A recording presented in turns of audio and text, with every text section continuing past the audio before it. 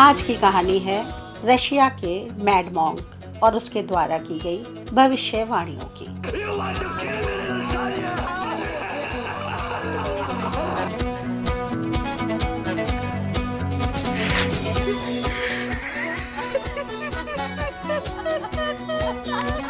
Russia की जारीना के तथाकथित प्रेमी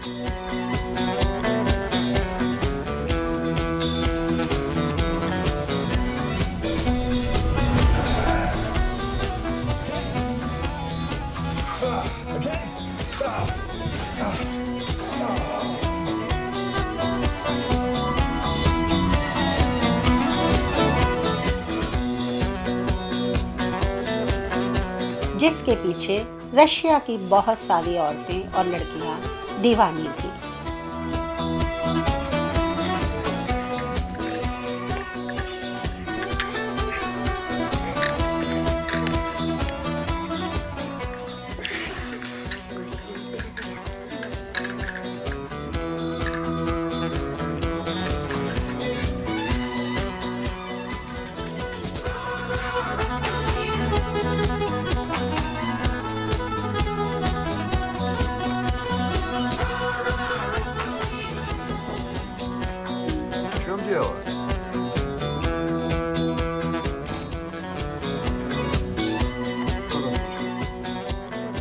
इस मैड मॉन्क के इशारे पर रशिया की ज़ारशाही चलती थी, ऐसा जनता का मानना है। तो आइए बात करते हैं रासपुतीन की। रशिया में 19वीं शताब्दी में रासपुतीन ने 2 कालजयी भविष्यवाणियां की थी। पहली भविष्यवाणी थी फर्स्ट वर्ल्ड वॉर के लड़े जाने की।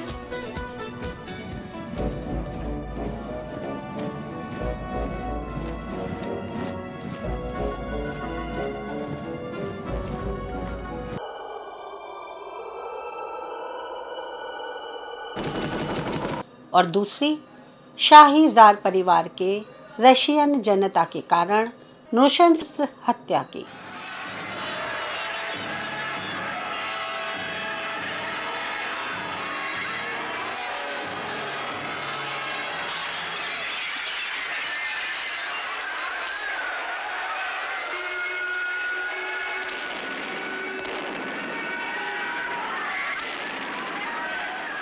होनी को कौन टाल सकता था। 17 जुलाई सन 1918 को रशियन रेवोल्यूशन हुआ। निकोलस II और उसके परिवार की नृशंस हत्या कर दी गई और इसके साथ ही रशिया में ज़ारशाही का अंत हुआ।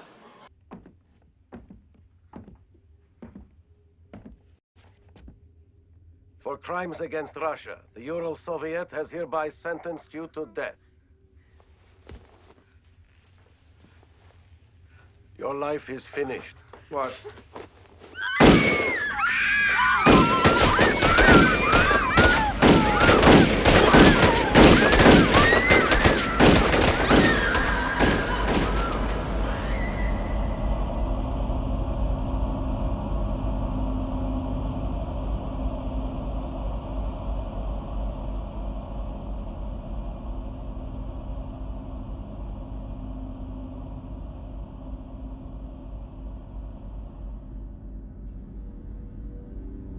हमारे चैनल लाइव इमेज को लाइक, शेयर और सब्सक्राइब करें।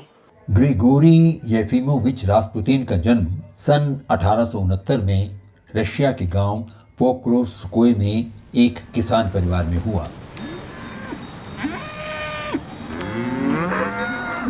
रासपुतीन के बारे में रशिया में बहुत कम तथ्य मिलते हैं। रशिया में पाए गए रिकॉर्ड के अनुसार रासपुतीन का जन्म 10 जनवरी 1869 को हुआ। 10 जनवरी को सेंट ग्रेगरी ऑफ नीजा का फीस्ट होता है, अतः उनके नाम पर रासपुतीन का नाम ग्रिगोरी येफिमोविच रासपुतीन रखा गया। उन दिनों घोड़ों की चोरी एक आम घटना थी। रासपुतीन और उसके परिवार पर चोरी का इल्जाम अक्सर लगता रहता था। स्वभाव से नटोरियस और चोरी करने में माहिर रासपुतीन का दिल पढ़ाई में नहीं लगता था। गांव के कुछ लोगों का मानना था कि रासपुतीन के पास अलौकिक शक्तियां हैं, तो कुछ लोगों के अनुसार रासपुतीन एक क्रूर इंसान था। रास्पुतीन के पिता येफिम एक किसान थे। उनका विवाह सन 1863 में रास्पुतीन की मां एना पार्शुकोवा से हुआ। सन 1886 में रास्पुतीन रशिया के एबेलाक गांव में आए, जहां उनकी मुलाकात किसान परिवार में जन्मी पर्सकोविया से हुई। कुछ महीनों की दोस्ती के बाद फरवरी सन 1887 में दोनों ने विवाह कर लिया। रास्पुतीन एक आवारा और अय्याश किस्म की शख्सियत का मालिक था। शराब पीना, चोरी करना, लड़कियों को छेड़ना, इन सभी आवारा गर्दियों में रास्पुतीन का मन लगता था। रास्पुतीन की वाइफ ने रास्पुतीन के कारण जिंदगी भर परेशानियां झेली। उसे बचपन से ही शराब पीने की लत थी। रास्पुतीन घर से तरह तरह की चीजें उठाकर ले जाता था और शराब पीने के लिए उन्हें बेच देता था।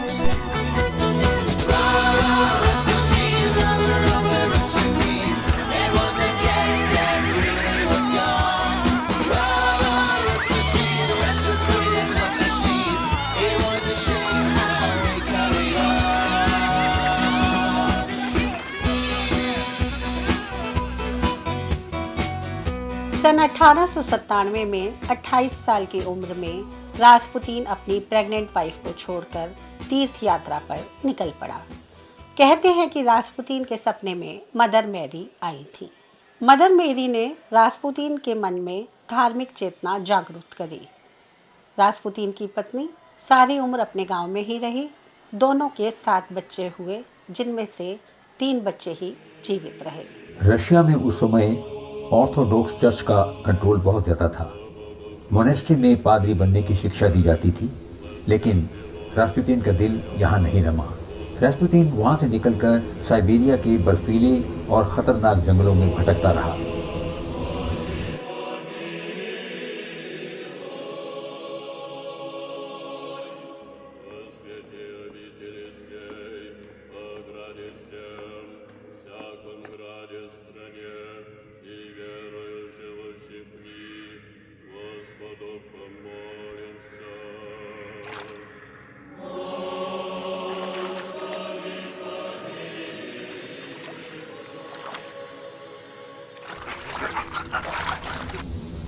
साइबेरिया के इन बर्फीले जंगलों में साइबेरियन नरभक्षी भेड़ियों का साम्राज्य था।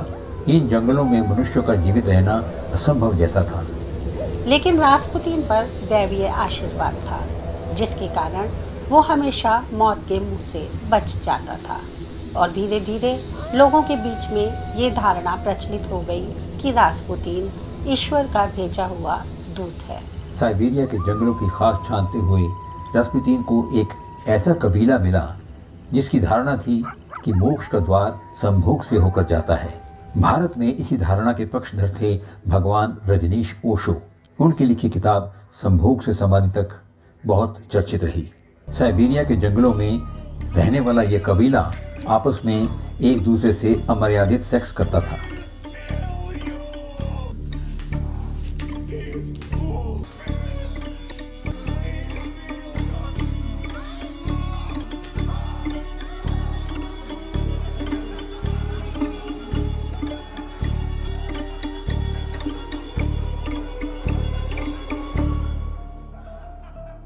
काफ़ी लंबे समय तक इस कबीले में रहने के बाद रास्पुतीन वापस अपने गांव में आया। अब वो एक अलग व्यक्तित्व का मालिक था। उसने गांव के लोगों को धार्मिक उपदेश और शिक्षा देनी शुरू कर दी। रास्पुतीन ने कबीले की धारणा के अनुसार गांव की लड़कियों को मोक्ष का लालच देकर उनके साथ शारीरिक संबंध बनाने शुरू कर दिए।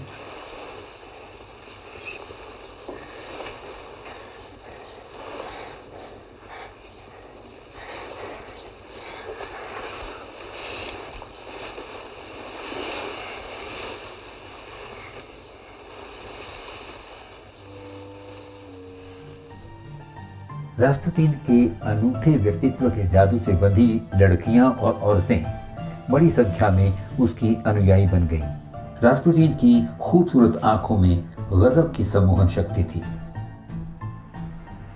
कहा जाता है कि रास्पुतीन ने एक अंडरग्राउंड स्पिरिचुअल सेक्ट ख्लिस्टी ज्वाइन कर लिया था, Но есть наблюдения, еще оставшиеся от прошлого века. अगर हम इतिहास में जाएं तो अंतिम शताब्दी में ऐसे प्रमाण मिलते हैं जो बताते हैं कि ख्रिस्त की उपासना पद्धति में सेक्सुअल एस्पेक्ट भी था। उदाहरणतया वर्जिन मेरी ने क्राइस्ट को जन्म दिया। मदर मेरी का गर्भ धारण सामान्य तरीके से हुआ था, लेकिन ख्रिस्त दावा करते हैं कि मदर मेरी का गर्भाधान एक पवित्र आत्मा द्वारा हुआ था। ख्रिस्टी की रस्में बहुत उन्मादपूर्ण थी, जैसे स्वयं को कोड़ों से पीटना और वासनात्मक रंगरलियां मनाना।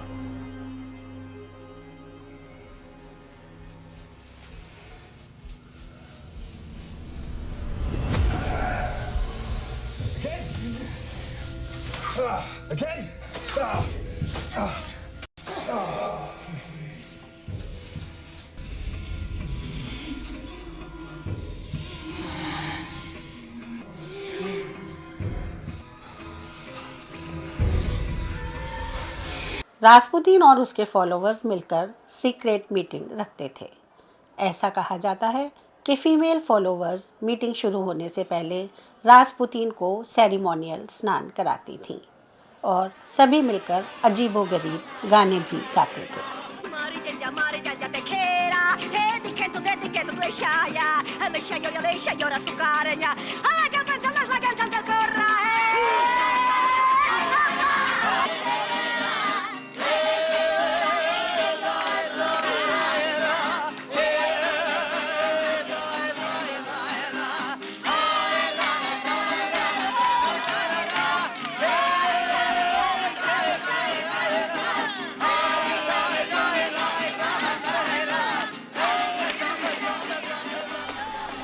रास्पुतीन का व्यक्तित्व तिलिस्मी और डरावना था।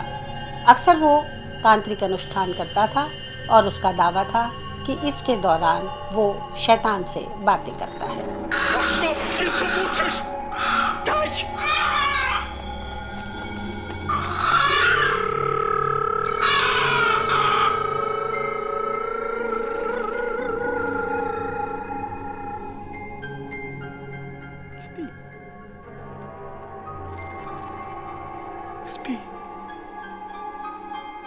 रास्पुतीन की करी हुई कुछ भविष्यवाणियां सही साबित होने लगी, जिसके कारण गांव वालों का उस पर अटूट विश्वास जमने लगा।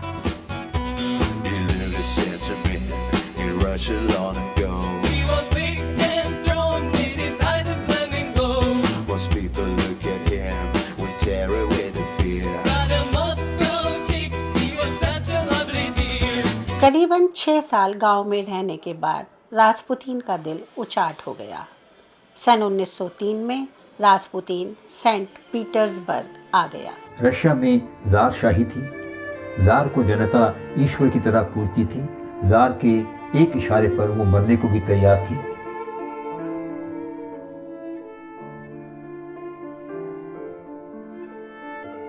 सन 1894 में निकोलस II अपने पिता अलेक्जेंडर III के बाद जार बने।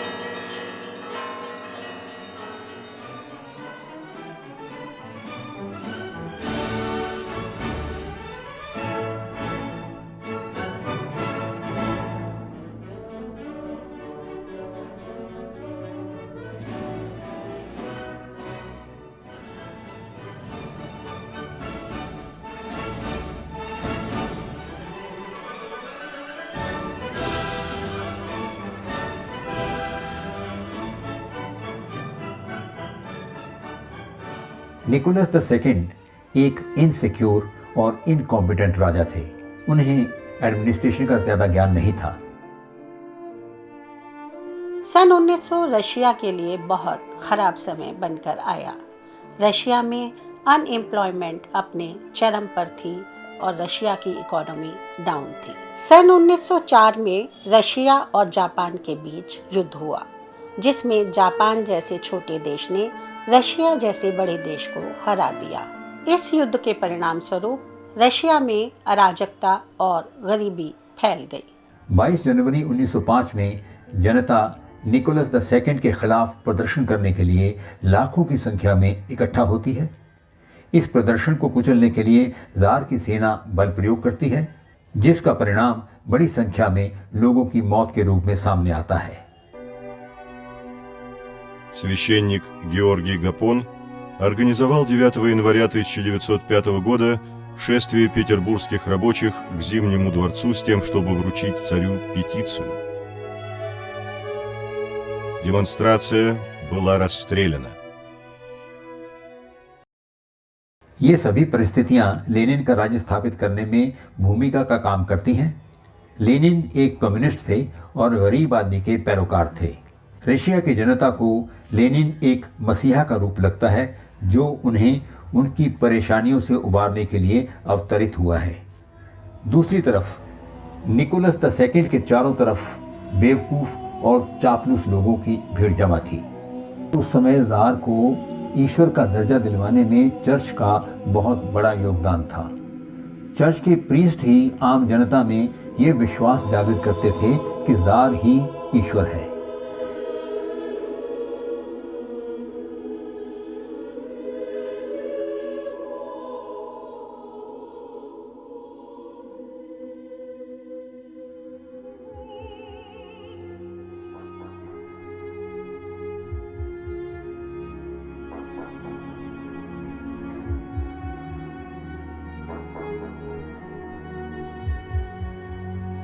निकोलस II अपने परिवार से बहुत प्यार करते थे। उनकी 4 बेटियां थीं। ज़ार की रानी अलेक्जेंड्रिया चाहती थी कि उसे एक बेटा हो। मन्नतों से पैदा हुए बेटे एलेक्सी को एक बीमारी थी। इस बीमारी में अगर रोगी को चोट लग जाए तो उसका खून बहना बंद नहीं होता है। और ऐसे समय में रास्पुतीन का सेंट पीटर्सबर्ग में आगमन होता है।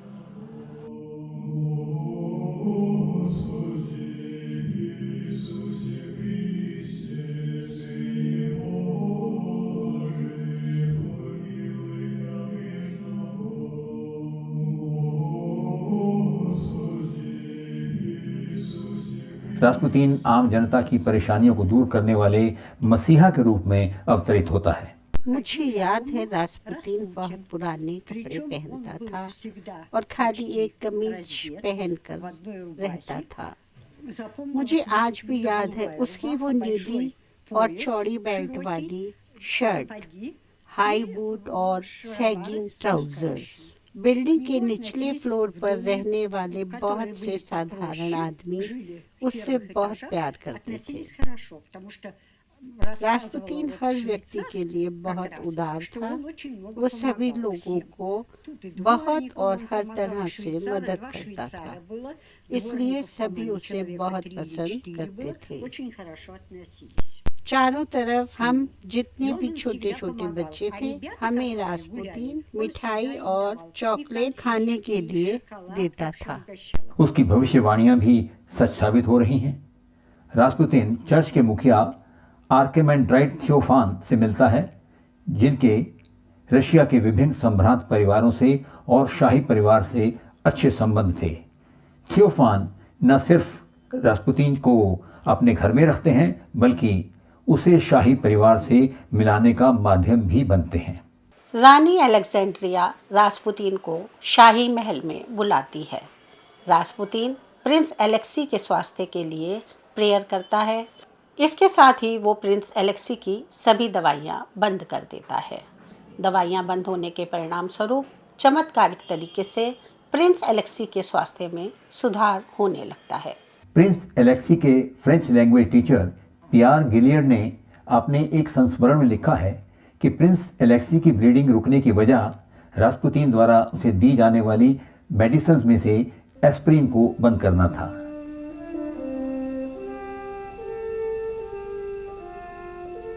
उस समय एस्पिरिन एक पेन किलर की तरह इस्तेमाल की जाती थी।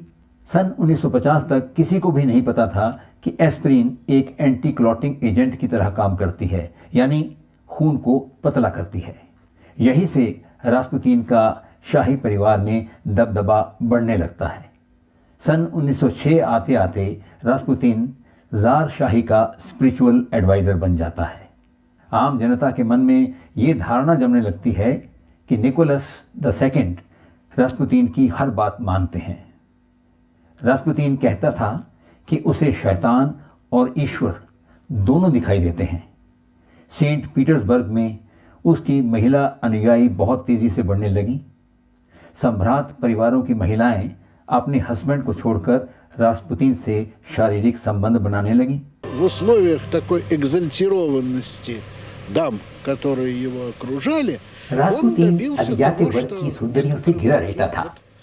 ऐसा लगता था कि उनके ऊपर रास्पुतीन का साइकोलॉजिकल प्रभाव था। Но потом здесь फ्रॉइडियन टर्म में कहें तो रास्पुतीन की सेक्सुअल अपील बहुत प्रभावी रोल प्ले करती थी। वो सभी अमीर परंतु अनसेटिस्फाइड औरतें रास्पुतीन में शाब्दिक और वासनात्मक दोनों अर्थों में एक भगवान देखती थीं। божество в буквальном и в таком низменно сексуальном. Что вы? Пустите!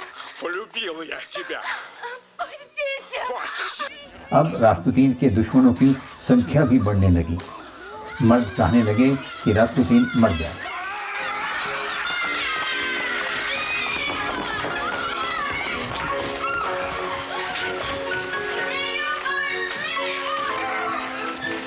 Суд благодатный!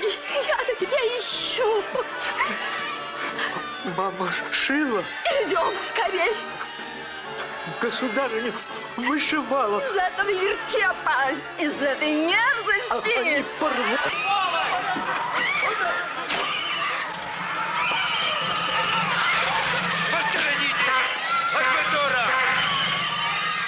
दूसरी तरफ चर्च के प्रीस्ट भी रास्पुतीन के दुश्मन बन गए, क्योंकि जार अब चर्च के प्रीस्ट की बजाय रास्पुतीन की बात ज़्यादा मानने लगे थे। धीरे धीरे रास्पुतीन का कद तेज़ी से बढ़ने लगा। अब लोग रास्पुतीन को मैड मॉन्क कहकर बुलाने लगे। The man who was drinking and lusting, his hunger for power became known to more and more people. The demand something about his outrageous man become louder and louder.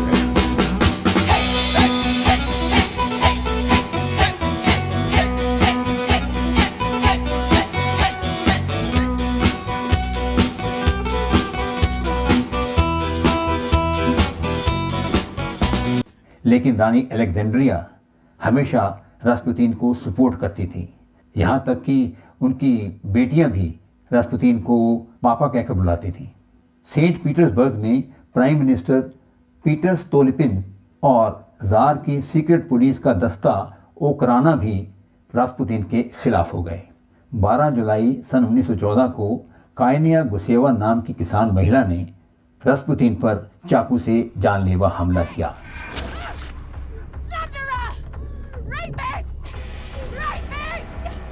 रास्पुतीन की अंतड़ियां बाहर आ गईं।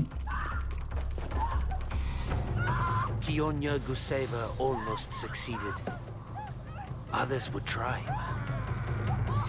लेकिन hospital में रास्पुतीन की जान बच गई। सभी जानलेवा हमलों से रास्पुतीन दैवीय चमत्कार के कारण बच जाता था। सन 1906 से 1914 तक रास्पुतीन का रशिया की जार शाही पर दबदबा अपने चरम पर था और अब समय आ गया रास्पुतीन की फर्स्ट वर्ल्ड वॉर के लिए की गई भविष्यवाणी के सच होने का।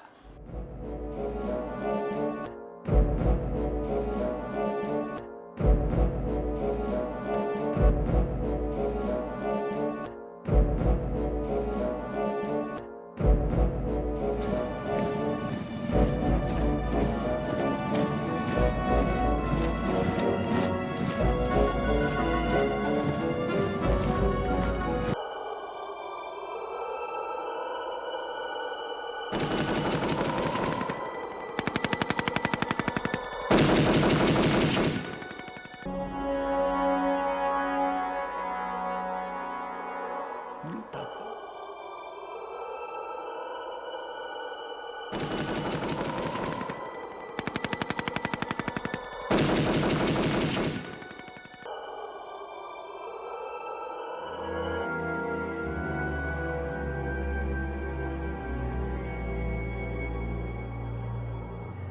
1915 में निकोलस द सेकंड ने रशियन आर्मी की बागडोर संभाल ली और वो वर्ल्ड वॉर लड़ने के लिए चले गए। अब रशिया के साम्राज्य की बागडोर रानी अलेक्जेंड्रिया के हाथों में आ गई।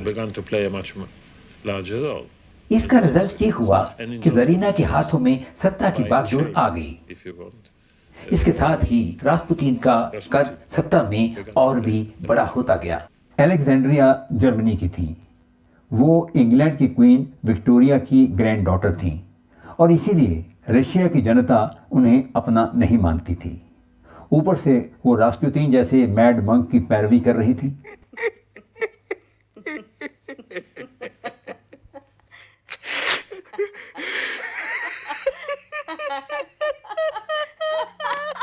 रशिया की दूमा के मेंबर व्लादिमीर पुरिशकेविच ने नवंबर सन 1916 में ड्यूमा में अपनी स्पीच के दौरान कहा कि जार और उसके मिनिस्टर्स रास्पुतीन के हाथों की कठपुतली हैं, जिनकी डोर शैतान रास्पुतीन और अलेक्जेंड्रिया के हाथों में है।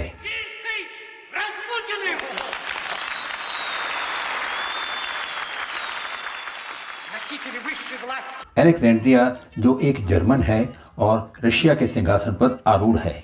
रानी रशिया की जनता और देश के लिए आज भी एक विदेशी है।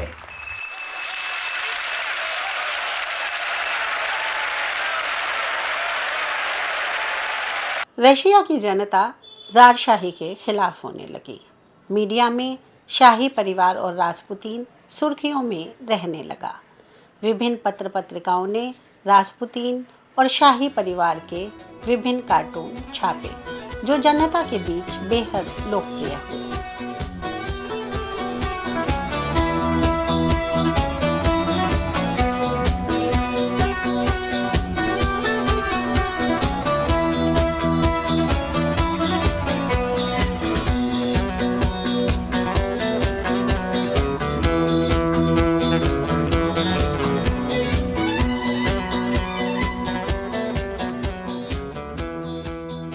फर्स्ट वर्ल्ड वॉर ने रशिया को बर्बाद कर दिया।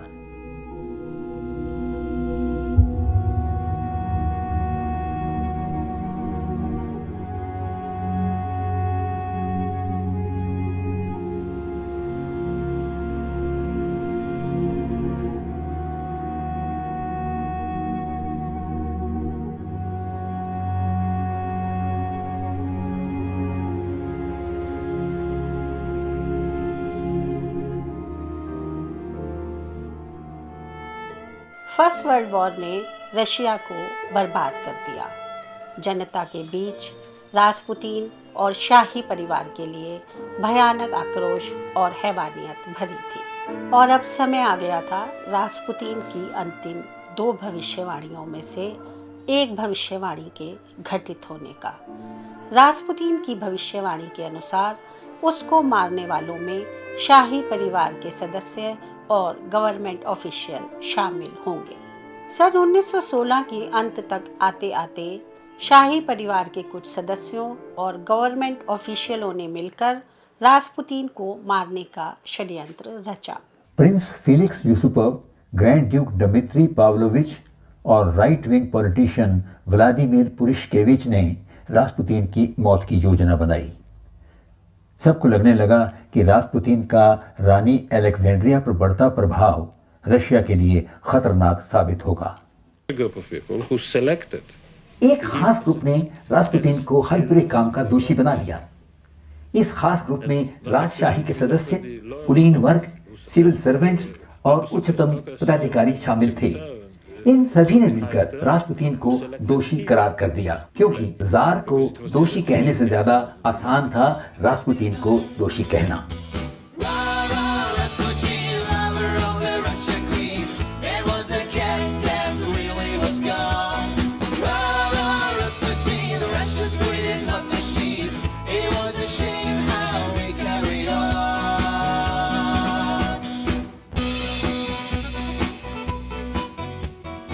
षड्यंत्र के तहत प्रिंस फिलिक्स यूसुपोव ने 29 दिसंबर सन 1916 को रास्पुतीन को अपने महल मोइका पैलेस में डिनर के लिए इनवाइट किया।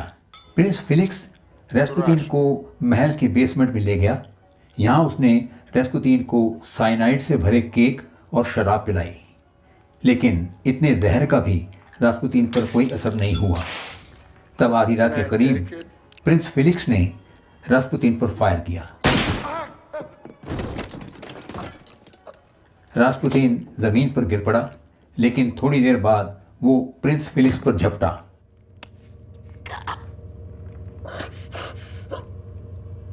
उसके बाद रास्पुतीन बाहर कोर्टयार्ड की तरफ भागा।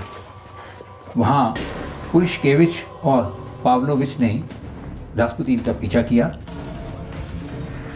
और उस पर अंतिम फायर किया।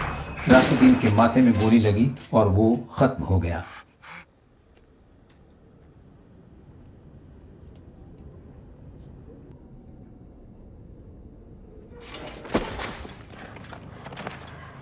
अब तीनों ने रास्पुतीन की डेड बॉडी को एक कारपेट में लपेटा और रशिया की मलाया नेवका रिवर में फेंक दिया। रास्पुतीन के मर्डर की खबर जंगल में आग की तरह फैल गई। अगली सुबह मर्डर की इन्वेस्टिगेशन शुरू हो गई। द स्टॉक एक्सचेंज गैजेट ने रास्पुतीन की डेथ पर एक स्पेशल रिपोर्ट निकाली। अन्य अखबारों की सुर्खियों में भी यही घटना रही।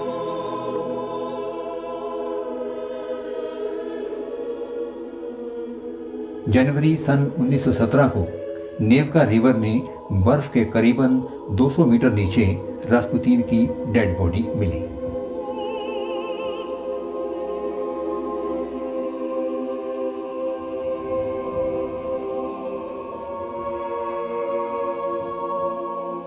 डॉक्टर मित्री कसारोतोव ने रास्पुतीन की डेड बॉडी की ऑटोप्सी करी।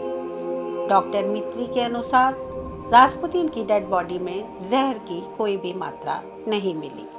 रास्पुतीन को 3 गोलियां मारी गई थी और उसकी डेड बॉडी पर मिले निशानों के अनुसार उसके साथ मारपीट भी करी गई थी। रास्पुतीन के फेफड़ों में पानी नहीं भरा था, जिससे इस बात की पुष्टि होती थी कि रास्पुतीन की डेड बॉडी को ही नेवका रिवर में फेंका गया था। ऐसा भी कहा जाता है कि रास्पुतीन के पेनिस को म्यूजियम में सुरक्षित रखा गया है। 2 जनवरी सन 1917 को रास्पुतीन की डेड बॉडी को जार सुकोई सीलो के एक छोटे से चर्च में दफना दिया गया। इस फ्यूनरल में सिर्फ शाही परिवार और कुछ नजदीकी व्यक्तियों ने ही हिस्सा लिया। रास्पुतीन की बीवी, बच्चों और रिश्तेदारों को फ्यूनरल में हिस्सा नहीं लेने दिया गया। मार्च सन 1917 में जब निकोलस II ने सिंहासन छोड़ा, तब सैनिकों की एक टुकड़ी के नेतृत्व में रास्पुतीन की डेड बॉडी को निकालकर उसके अवशेषों को जला दिया गया, ताकि पुरानी सत्ता के सपोर्टर्स के लिए रास्पुतीन की कब्र एक पॉलिटिकल पॉइंट ना बने जहां लोग एकत्रित हों। और इसके साथ ही मैड मॉन्क रास्पुतीन की रासलीला इस संसार से हमेशा के लिए समाप्त हो गई। अगर आपको हमारी ये वीडियो पसंद आई है तो इस वीडियो को लाइक करें और हाँ, कमेंट सेक्शन में अपने टॉपिक लिखना ना भूलें जिस पर आप अन्य डॉक्यूमेंट्रियाँ देखना चाहते हैं। और इसी तरह की अन्य डॉक्यूमेंट्रियों के लिंक हम यहाँ आई बटन पर डाल रहे हैं। हमारी वेबसाइट लाइव इमेज का लिंक नीचे डिस्क्रिप्शन में दिया गया है। कश्मीर इशू की ज़्यादा से ज़्यादा जानकारी लेने के लिए इस वेबसाइट पर जरूर जाएं।